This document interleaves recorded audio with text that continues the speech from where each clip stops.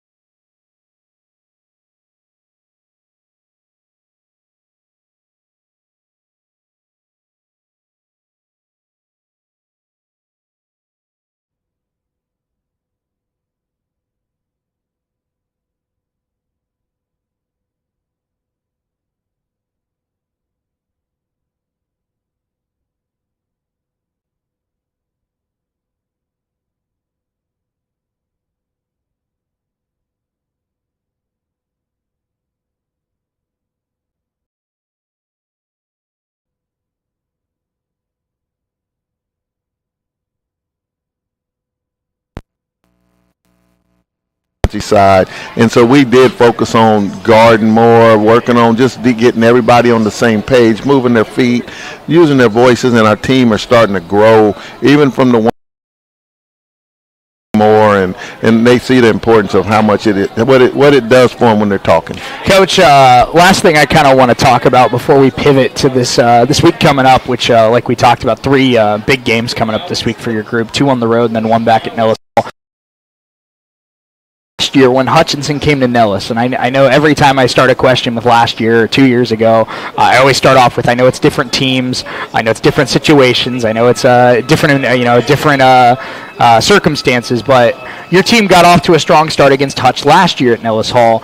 And couldn't quite hang on to it. Hutch came back, took the lead in the late third quarter, early fourth quarter, and ended up surviving when they came here to Nellis last year in a game that I'm sure you felt like you could have had a few things gone that differently. Your team gets off to a great start again against Hutch. You get off to a great start against Garden, and your team does the little things in the second half that you have to do: get the key rebounds, hit the key free throws, get the key scores late to hang on to a win at home over a really tough team. So talk about what you saw from your team in both games, but especially in that Hutch game in the third and fourth quarter to make those winning plays. Talk about so many times where in the 5-6 minutes to go with the game on the line, big players make big plays to win big games, and it feels like your team did that at a high level this week. Well, it goes, those huddles in the locker room when you got good leadership. I want to take my hat off to my sophomores, Alexis Parker, who doesn't get a lot of the publicity, her and Ava, Karis. They don't get a lot of publicity, but they do their jobs. They make sure we're handling our business, making sure kids are on time. And so when we enter those tight moments, they're talking like, come on, we got to rebound, we got to talk, we got to stay engaged, even on the bench. Camry Johnson's constantly with the defensive chants and just trying to, it's when you stick together and you root for each other and you play for each other, when you get in those close moment times, you're going to figure out a way to win with each other. And I think this team is really buying into that part of being one. And I keep saying it, win, lose, or draw, we got to be one. And the closer we're getting to one, the better we're going to be. And again, I take my hat off to them sophomores. They are doing a great job with this team. No doubt. And I think inevitably in the marathon of a season, you're going to see those moments of emotion come out. I know when the guys came back to beat Independence on the road, it's a team that Coach Herc has characterized all year long as being pretty level-headed. They don't let highs get too high and lows get too low. They were fired up after that game was over. We saw the emotion come out a little bit. And I think we saw the same with your girls against Hutch in the fourth quarter of that game, and especially when the game was over. But you could feel how important those moments were, and you could feel that team believing in each other, where every time a player hit a shot, every time a player took a charge, every time a player got a rebound, forced a turnover, that bench was loud, everyone was fired up, everyone was cheering for each other. And Coach, with the combination of the talent on this roster, and then like you said, that synchronization, that believing in each other, that having each other's back, that makes a really tough team to beat. No, it's the only way to be is you got to play for each other. If you're sitting over there rooting bad for your opponents or for your teammates, guess what? When you get out there, you're going to do the same stuff. And this team is just understanding the part of that. I call it the karma of basketball. But no, I feel like they're doing a great job of just rooting for each other, man. That goes as a coach. It just goes a long ways, and it teaches you how to handle wins, how to handle losses. And this team does a good job of how to handle it. They don't act like this is their only win. It's going to be, and it's not their last win. And that I'm proud of this team of how they handle their business. Lady Ravens 19-3 as we head into the final couple weeks of the regular season. 3 games coming up for the team this week. Trips to Cowley and Cloud County, 2 very tough places to play. And then back at Nellis Hall to take on rival Butler. We'll talk about those matchups coming up in 2 minutes when we're back on the Red Raven Coaches Show. Don't go anywhere. We're live here at Wendy's until 7 o'clock. More with Coach Turner when we're back in 2 minutes here on US 98.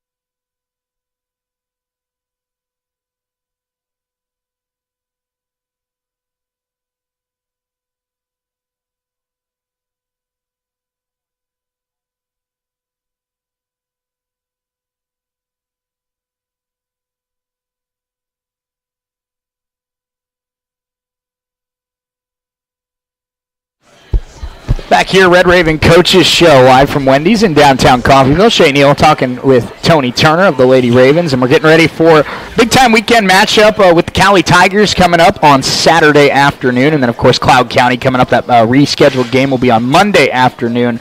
Coach, obviously, every single place in the Jayhawk tough to play at, but we talk about Cali and we talk about Cloud County, and I think those two certainly towards the top of the league and just toughest places to go on the road and steal a win against quality basketball teams. So this is going to be a big week for your team. No, it's definitely a big week for us, and we got our work cut out, especially going to the two venues that we're heading, and actually our next 3-4 games, all of them are tough. And but, it's Cali does a good job. They're going to press us the whole game, and, they can all shoot it. They're shooting the ball at a high rate, and so we'll have to come out, and it'll be a good test to our defense. Coach, when you played Cali the first time at Nellis, you got off to a little bit of a slow start shooting. Cali was red hot in that second quarter, put up 28 points, but you did well on the rebound battle, and then you kind of stayed, you grinded through the game as this team does so much this year, found a way to get some momentum in that second half, outscored the Tigers by 9 in that second half, and then able to get the win in overtime. I know a big part of that was their top player, Martinez, fouling out early in overtime. But what did you see early in that game at Nellis? And I know part of it's just Cali's a great team that shoots the ball well, but what did you see early in that game that allowed Cali off to that hot start, and how do you limit that this time? At the time we played Cali, it was right before the Christmas break. I think we just came off of a loss to was Butler. No, Cloud. It had to be Cloud. And I felt like we wasn't very good at that time. To be flat out honest with you, we wasn't very good. We wasn't being won. And when this team's not being won, we just struggle. And I think it'll be a big different game. They're a lot different than what they were, but I just think at the time we was not buying into what we had going on. We were just winning on pure just because, and now it's a little different circumstances. I agree, and I think obviously it's something that's improved over the last month, but we've talked about it at times this year. Was early on in the season this team struggled with turnovers at times, and you mentioned that Cali press, and that Cali press really made life difficult, especially early in that game. Finished with 25 turnovers, so I know Carly and KK and Camden are all much more experienced players now this time around. But what have been some of the things you've worked on in practice to prepare for the second round with this press? Oh, the fundamentals of it. Ball fakes, playing with confidence, going out there. I always talk about my playing days when I'd see people press. I'm like, my eyes would light up because we're about to pick you apart. And they're starting to understand, why come we can't do that? And it's going to be a different. Coach Clark does a good job. He's a good coach, and he may make some adjustments. He may fool us, and play man-to-man the whole game or zone. I don't know, but we will be prepared for whatever he has. But, we definitely at the time when we played them hadn't had any teams that pressed us like Cali does, and since then we've had that, and we've had good chances to see what they do, what the counters to it, and so I feel pretty confident about how we handle their press. Yep, and the theme of this team this year, Coach, has been us talking about the talent of Aubrey and Karis and just what they bring in terms of, it's very rare to find players that can defend the way they defend, that can rebound the way they rebound, that can score from mid-range, score from inside the paint, get to the free throw line. Both are pretty efficient free throw shooters, but Cali has excellent guards, and I want to talk about them here in a moment, but I think your team does have the advantage down low in terms of personnel. And Karis and Aubrey in that first game combined for 29 points, 21 rebounds. You're going to need those two, and Alexis and Narika and other players, but especially those two, to have another kind of afternoon like that and really win that matchup in the paint. No, yes, they definitely got to win the matchup in the paint, and we definitely have the size advantage and probably a little more athletic than what Cali is, but we'll definitely have to play inside out, and they'll may pack it in. We'll have to step up and make some shots, and back to your previous question, Shay, another thing that's the difference now is our guards a little more seasoned. You mentioned Cam and Hallie and Carly and KK, they are a lot better now, and they understand the game more, the college game. So I feel we're going into this game with way more confidence than what we had to. So that will make a big difference too. Absolutely, and I think this defense, which has been something we've already talked about multiple times tonight, has answered almost every single challenge they've had thrown their way this year in terms of star players, in terms of top off. They might be second behind Dodge City. I haven't checked the league stats in a couple weeks, but I know they're at the top, and they have a lot of players that can knock them down. Jaden Smith, Hattie Pyle, Destiny Yates, Elisa Martinez, Jamie Molina. Your defense obviously has been rock solid most of the way, but going to have to be rock solid and close out on that perimeter on Saturday. Yeah, we do, and we can't get ourselves extended because they do a lot of slips, and they do a good job. Their floors do a good job of moving around. They keep the floor spread out, so we'll have to be very disciplined on the defensive end with our hands and feet, and not overextend. And one positive thing about it, we both run some of the similar stuff, so it shouldn't be a big surprise of whatever they run, because we run a lot of the stuff they run. Coach, something that interests me about Cali, and I think your team is kind of similar in a way, but they don't have. I wouldn't say that Cali has one true point guard. I would say that they have 3 or 4 players that they kind of trust to run that point. Where looking at this game at Nellis Hall, Jaden Smith had 4 assists, Destiny Yates had 3, Addie Pyle had 3, Martinez had 2. Over the course of 40 minutes, I think you'll see all 4 of those players, and maybe even a couple more, run that point guard spot, to set up plays, execute, run pick and roll, run pick and pop. So how do you prepare for a team that doesn't have that one true point guard, and you could see a number of players really kind of run a play on any given set? Well, with the size of our team, as far as our forwards, Karis, Aubrey, Lexus is probably the one that has a hard time guarding the perimeter, but all the rest of our kids can guard the perimeter, so it don't really matter. I mean, we switch everything, and so, and even with Lexus, we scheme it for her where she's not isolated with a guard, but I like that we have multiple players that play multiple positions, so it doesn't matter to me who they got at the point, because if Aubrey needs to guard a point guard, she can guard a point guard. Same thing with Karis. They both need to guard their 5-man, they can guard their 5-man. So that part of the game don't really bother me. Coach, you mentioned, of course, Alexis, and that's another player that I think just seems to get better and better every single night now as the year goes on. I know early in the year there was a little bit of inconsistency there in terms of her production from game to game, but it feels like, Coach, this last month or so, you can count on Alexis off the bench every single night to give you 5-6 points, give you 3, 4, 5 rebounds, play solid defense. And I think what the most valuable thing that Alexis, leadership obviously is at the top of that list, but I think what it never shows up on the box score that's so valuable that Alexis brings is good minutes on the floor so that players like Karis and Aubrey can get a breather, where in this last 7-game stretch and then the region tournament, Coach, I mean, it's not fair to Aubrey or Karis to ask them to play 40 minutes plus, potential overtime in a certain situation, and having Alexis and having Lena and having Aspen for those stretches so your forwards and your starting 5 can get those 3-4 minute breathers. That's huge at this time of the year. Oh, yes, it's definitely huge. And it just, Lexus is getting herself in better shape, which makes a difference. You know what I mean? Early in the year, she wasn't in very good shape. I mean, she's working harder. She's doing things. She's been able to think more out there, and also just gives us time. We got a little more players. We got a few more players at that rotation at that spot, and and Aubrey and Karis don't have to preserve energy. They, because they're trusting their teammates, but no, I feel you on that, and I understand it, and it is helping us get a lot better. Coach, as we start to put a bow on this one, I should say, did a really good job defending Nellis Hall in this recent homestand. 5 straight games in the county, 4 at Nellis Hall, and you end up going 5-0 in that stretch. I should say, 5-0. I know Hutch got rescheduled, and it was kind of weird, but you do get through that gauntlet, and now we talked about, the challenge of going on the road for 2 games, then coming back to Butler, or coming back here for Butler, I should say. But what is, we've seen this team in some close road games against Hutch, against Butler, and then obviously you got the overtime win over Barton. But with with, a couple tough venues, and I'm not just talking about this week. I'm talking about Dodge down the road. I'm talking about Pratt down the road. With these tough road games coming up in this last 7-game stretch, what is going to be the key for this team to continue getting out to the starts they've gotten out to and continue to, just business as usual? I know that things change, but it seems like this team is kind of a lot more dialed in mentally, and that's really going to have to show up when you're playing in hostile territory. As a coach, we'll have to know when to go.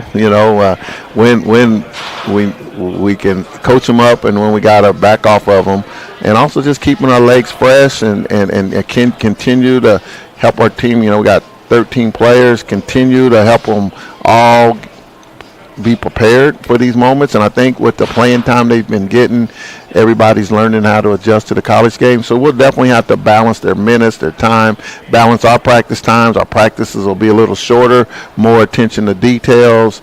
So no, we'll have to juggle all this, because we got some teams coming, to finish strong in this league, finish strong in the rankings. And so like I said, our playoffs started back in November. We played Independence and the second time, and we just got to keep working. I think that's an interesting way of looking at it, Coach, is that first and maybe this is not the best way to phrase it, but I think that first 12-game stretch of league play is kind of, feeling everybody out and seeing where you stack up and where you need to make adjustments against certain matchups and certain coaches and certain players and stuff like that. And then, like you said, when that conference schedule resets, when you hit that Fort Hays Tech and Colby came to Nellis and then you went to Indy, that's when it feels like, okay, everybody's halfway through the conference schedule. We know who the contenders are. We have a pretty good idea of who the top 5 or 6 in this league are. Now it's about going out there and taking it, and that's what I think has really been the switch that's flipped for this team. And I know that it ended up being your last loss, but I really think that Butler game was that kind of switch for this group, where I'm sure everybody in that locker room would tell you that Butler game didn't go the way they wanted it to. I think they feel like they left a lot of points on the table, left a lot of mistakes there in the power plant, and they probably feel like they should have won that game. And rather than let that kind of linger in their brain, Coach, they got back into the gym, they made the necessary adjustments, and now it feels like it's a team that every single night knows that we're fighting for our season, we're fighting for our status, and that's what you got to do at this time of the year. Yeah, I mean, that Butler game and the Cloud game, and we just didn't come to play the way we wanted to, and we lose the 4 at Butler, and we just didn't play very good, and I thought they wanted it way more than us, and they're playing good right now. I mean, all these teams are playing pretty good, and it's a marathon, not a sprint. So hey, the strong's going to survive, and the teams that are a little more disciplined are going to win, and we just got to continue being disciplined and continue working hard. No question about it. Ravens head to Cali on Saturday, looking for their 10th win in a row. They'll have Cloud County on Monday afternoon before coming back to Nellis on Wednesday night to take on Butler. Coach, best of luck, safe travels this weekend, of course, and we look forward to talking after the Cali game. Well, thank you, Shay. Appreciate you, man. Absolutely. Let's take a 2-minute timeout. Coach Herkelman joins us next to talk about the men's team. We're back in 2 minutes here on the Red Raven Coaches Show, live from Wendy's on US 98 and the Red Raven Sports Network.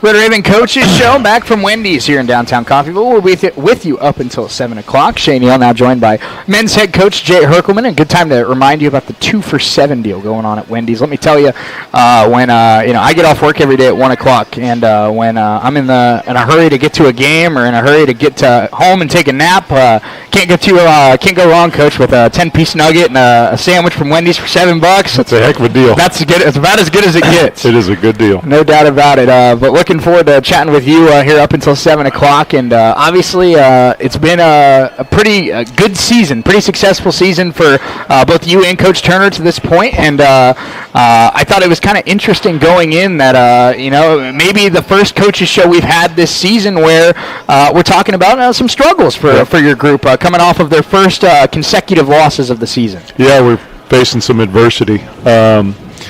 It's just an unfortunate deal that happened last Wednesday. We felt like we were in a good place on that day. We had good preparation for the game. Guys were healthy. And, we didn't play the game. Hutch didn't think it was safe to get over here. It was a strange decision because everybody else in the conference played that day. But that's a conference bylaw that allows them to make that decision, the traveling team, if they don't feel it's safe. So that was frustrating. And then, we were thinking that we would play it the next day, but, some of our guys weren't feeling great that day on Wednesday, but we were going to play. And then overnight, it just spread throughout the team, and we obviously weren't able to play on Thursday and weren't able to practice. And then on Friday, weren't able to practice. And we're hoping that we were going to have enough guys for the Garden City game. And we did. And we didn't know up until that morning how many guys we were going to have. And so we played, and we were very rusty and out of sync, and guys still suffering from the illness. And didn't do as well in that game. And then and Garden City played well. I mean, they shot the ball really well and won the game. And then, Sunday was just basically a walk because we had guys still trying to recover, and then played Hutch on Monday. So, it was a good thing, actually, that we had this snowstorm and had our game with Cloud postponed because we got to actually practice. And Tuesday we got out there and we went hard on Tuesday, and it was good for us. And then we took Wednesday off. Then we had another good hard practice today. So it kind of got us back in sync a little bit, and I like where we're at now a lot better. Great. And I know, Coach, at the end of the day, you feel confident in the talent of this team to handle their business against anyone in this league on any given night at any given venue. But not the worst thing in the world as well to get an extra day or two to prepare for Cali on the road, which, if you ask people around the Jayhawk, I'm sure there'd be a lot of people that would say pick the toughest opponent, pick the toughest matchup, I guess, that you could have. I think a lot of people would say at Cali. Yeah, for sure. And, if we ended up playing the game at Cloud, so we would have played Monday against Hutch, had a very light practice on Tuesday, driven, which is our longest up and back trip. A lot of the trips, obviously, when we go further, we stay overnight. But, on that trip there, we go up and back. They start at 8 o'clock. We wouldn't have got back until probably at least 3 o'clock in the morning. And then Thursday would have been shot. So then you have one day to go practice and prepare for what Cali brings. So this was kind of a little blessing. But the snow came in, and I know a lot of people don't like it, but it helped us out a little bit. So we're going to have better preparation going into this game. Well, Coach, you alluded to the guys feeling under the weather in the locker room, starting to turn the corner, get back into game shape a little bit. But something we did see on Monday against Hutch was Justin Taylor held out of that game with a shoulder injury. What's the latest on Justin and his status moving forward? He's got a strain in his shoulder. Last couple of days he's been doing non-contact. We feel like he's going to go full tomorrow. Rashid hurt his ankle when he was laying down on the baseline Monday. It swelled up. He hasn't practiced. He was on the elliptical today and did a little bit of jogging.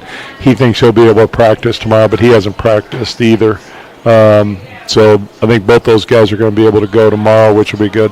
That is good news there, and obviously, Coach, I think you hit the nail on the head with kind of analyzing Saturday and Monday in the sense that I talked to Coach Bailey after the game on Saturday, and it felt like you said, it looked like a team that hadn't practiced in a couple days because we saw some uncharacteristic miscommunications on the defensive end. We saw just some shots that have gone in all year not drop that day, and I think when you look back on it, obviously basketball is an emotional sport. I know it's emotional for the players in the moment, it's emotional for the coaches, it's emotional for the fans, and when that game ended, I know a lot of people were unhappy with the result, but I think you look back on it and see what had happened in that 40 minutes, and you go, it's not that this team really played poorly in the sense that it was, a bad performance. It was the sense that you could tell it was guys that were, probably playing at 60-70% at best. Yeah, that's what it was, and then give Garden City credit. Absolutely. They shot it well.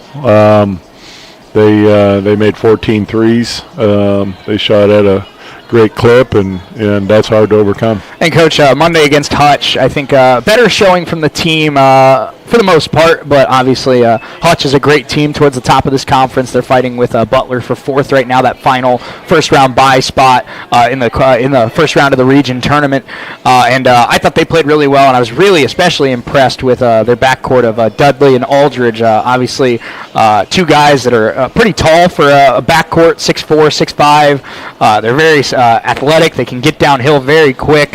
We see a lot of quick guards in this league, Coach, but Aldridge especially, I mean, you saw just that little jab step, and he can get around almost any defender on any given play. It was impressive to see that Hutch backcourt. Yeah, they played well, and Fish and I, we talked about it afterwards. That he said, you guys look like kind of a shell of themselves, and I said, well, we haven't been able to practice. Mm-hmm. And he told me about what their practice schedule had been, that they went hard on that Wednesday when we didn't play and took Thursday off. Then they did all prep stuff for us on Friday and then went hard on our stuff on Saturday and Sunday.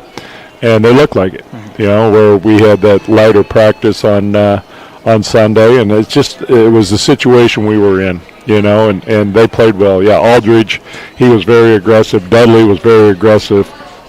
Aldridge, I was telling Daniel Tomboy that he needs to play aggressive like that on the offensive end with the mentality of the way that Aldridge attacked, because Daniel's the same type of player.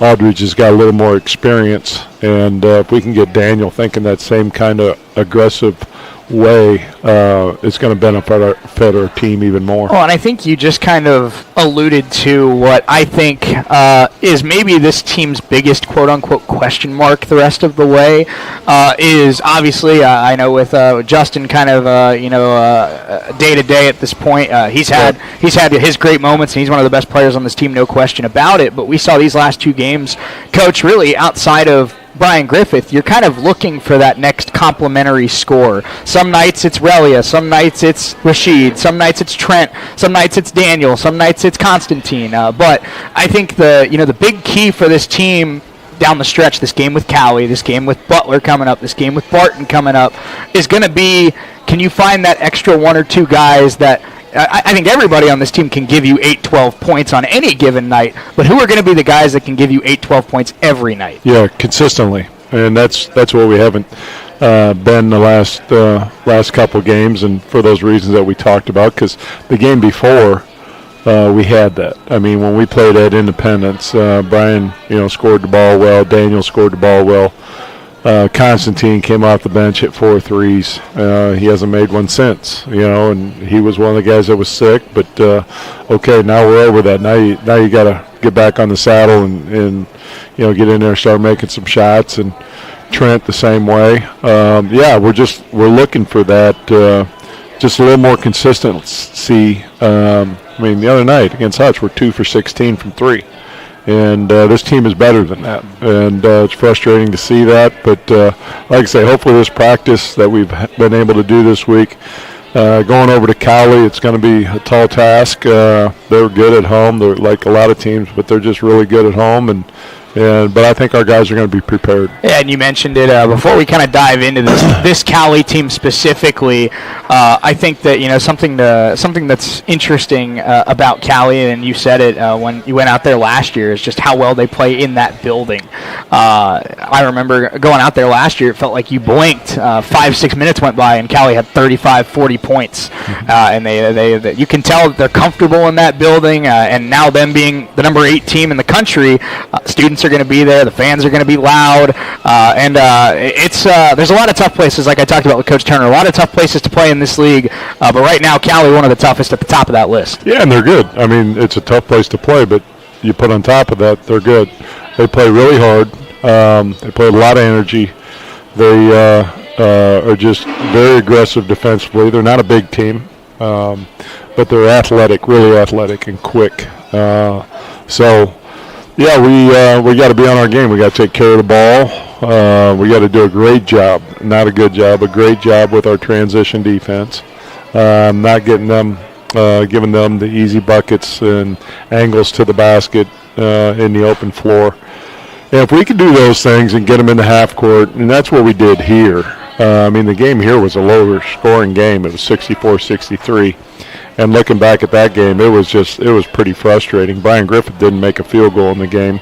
Rashid got his second foul in the first 2 minutes of the game on a very poor call, a double foul on a screen and roll that just shouldn't be called. And so he's on the bench for 18 minutes. And we felt like he could probably take advantage of the mismatches that we were going to get out there. But he was on the bench for 18 minutes of the first half. So, but the game was a lower scoring game here, and we'll see what happens on Saturday. We can play it up in the 80s or in the 60s, but we're going to have to be awful good defensively. Going to be a tough week for the Red Ravens. Cali coming up on Saturday, Cloud County on Monday, 2 tough road games, and then back at Nellis Hall for the Butler Grizzlies on Wednesday. Let's get into this matchup with the Cali Tigers in a battle of first place in the Jayhawk versus second place in the Jayhawk. We'll take a 2-minute timeout. We'll have more with Coach Herc when we come back here on the Red Raven Coaches Show on US 98 and the Red Raven Sports Network. We're back in 2 minutes.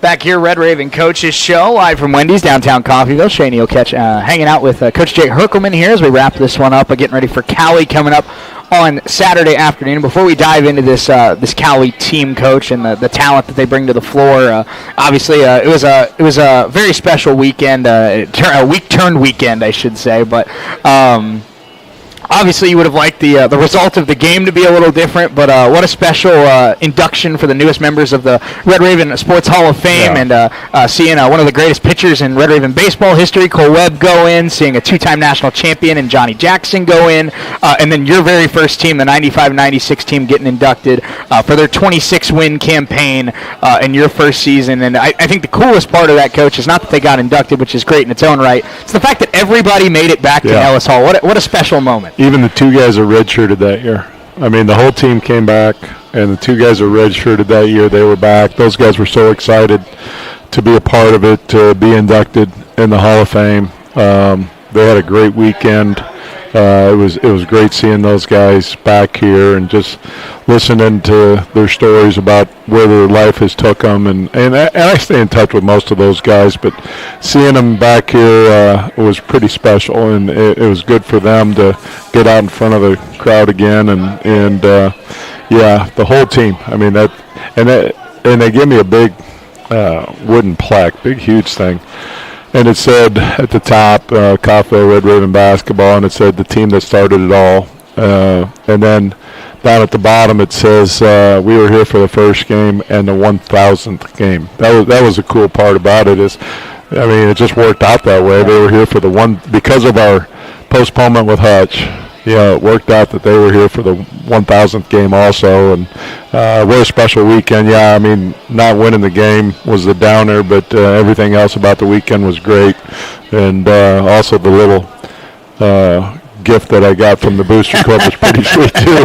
No question. The parting gift, I guess, as you would say. No question about that. I think when the weather warms up a little bit here in a couple of months, people are going to be driving around Coffeyville, and everybody's going to know what Coach Herkelman's golf cart is. It's a pretty sweet red Raven golf cart with my name on the side of it. And our Booster Club is pretty special, and they've been supportive of me for a lot of years, as Monty Kaufman was talking about the other night, and great support to our program, and sure surprised me the other night. And everybody's like, oh, yeah, I knew. Heck, I sure didn't know. When they drove that thing out there, I was surprised, as you could imagine. So. Yeah, absolutely. And, Coach, you mentioned, of course, you don't have a successful program without setting standards and setting expectations that translate year to year. And we talk all the time about the sophomores that keep the tradition going and keep the standard going. Well, you didn't have the sophomores in that first year. That team, like you said, was the team that started it all. It was the team that built that foundation, set those standards that have lasted for 30 years and championship teams over the last 3 decades. Yeah, we had Ray Marshall was a local guy that was on the team. I brought him back.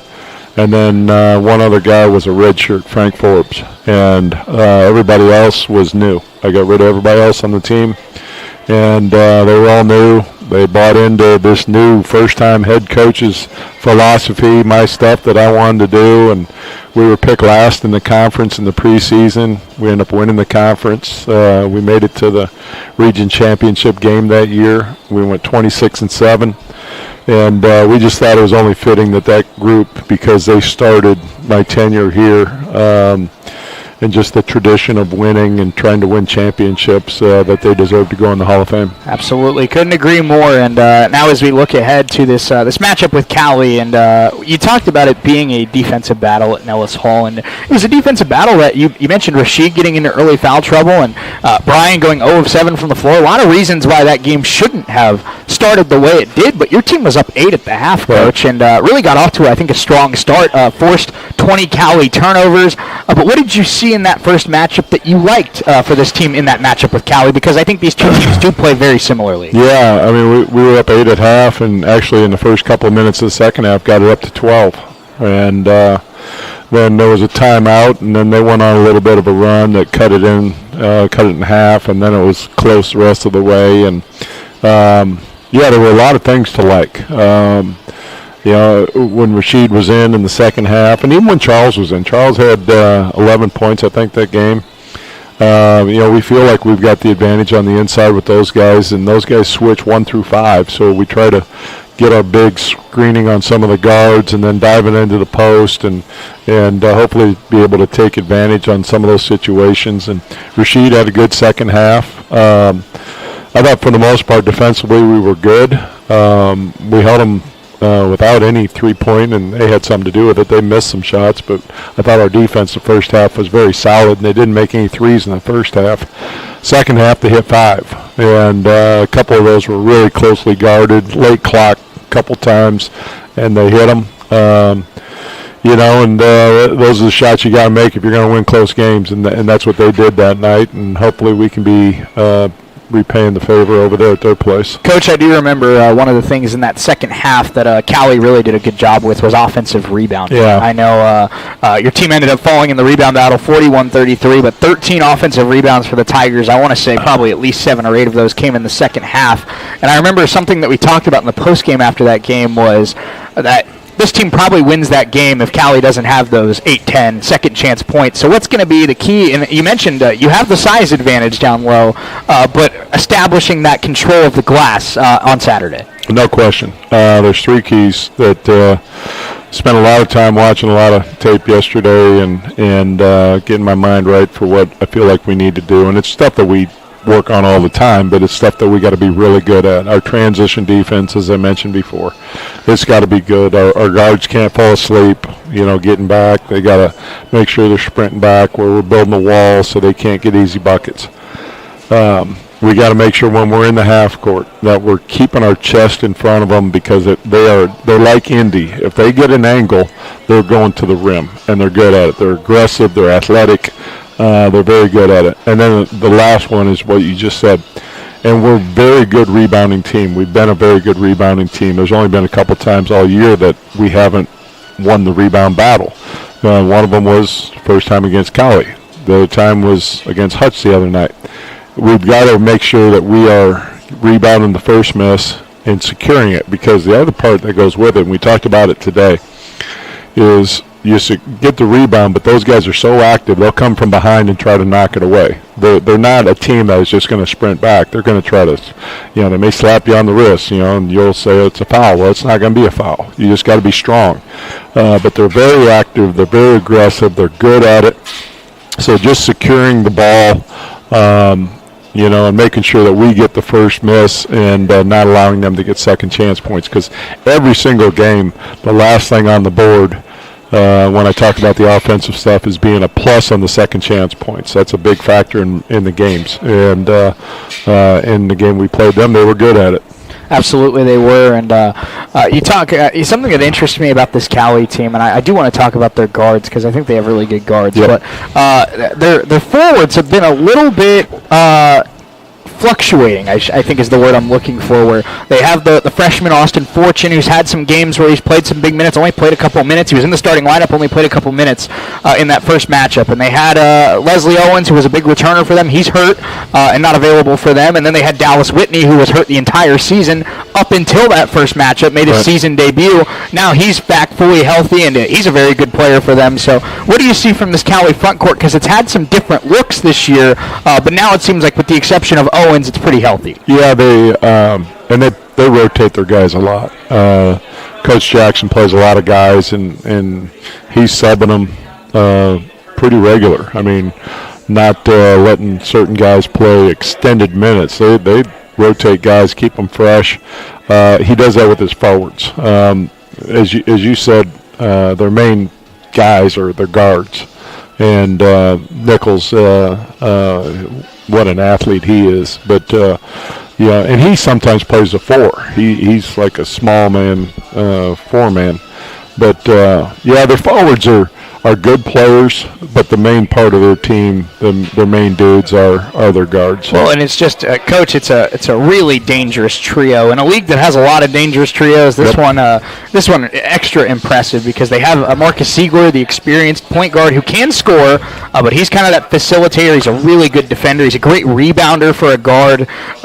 Just a stat sheet stuffer, Coach. Right. Every time I see a box score for Cali, it feels like he has 10, 7, and 8. Yep. And then they have the duo of Shamari Hughey, the returner, who I feel like grew 3 or 4 inches in the offseason. He's now 6'6". I thought he was 6'3" last year, but he can score from about anywhere on the floor, one of their top scorers, and can play point guard if he needs to.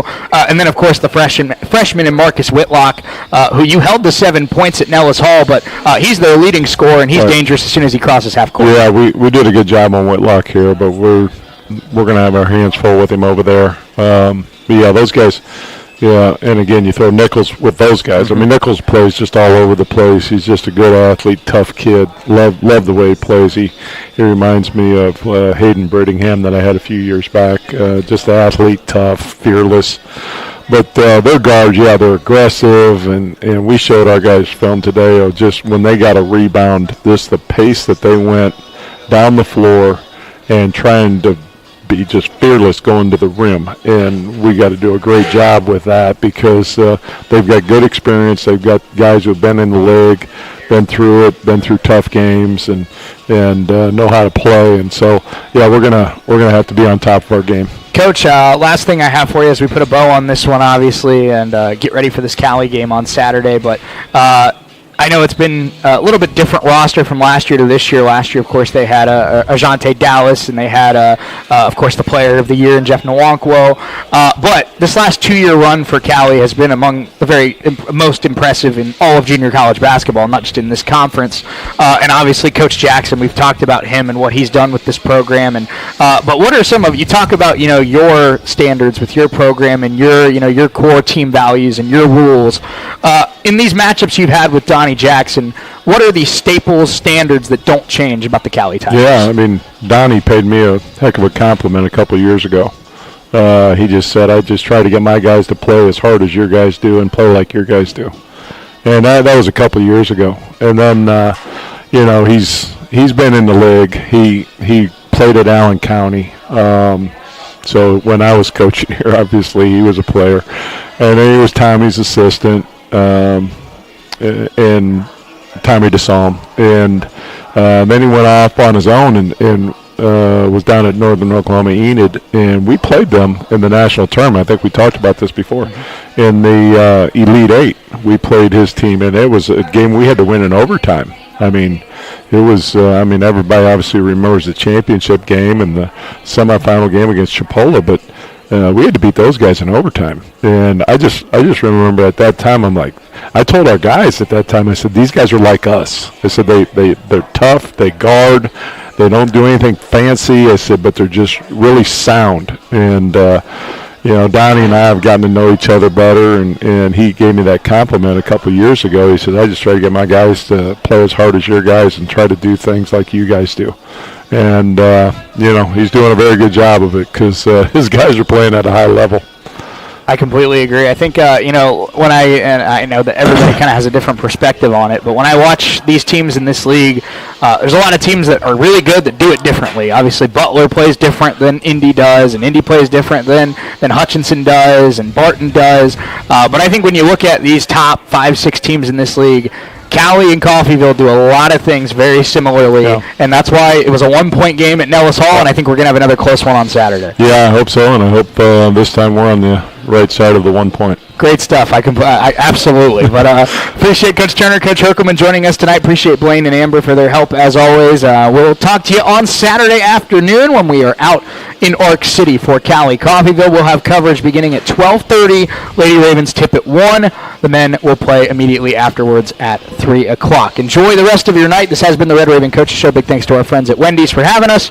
We'll talk to you next time here on US 98 and the Red Raven Sports Network.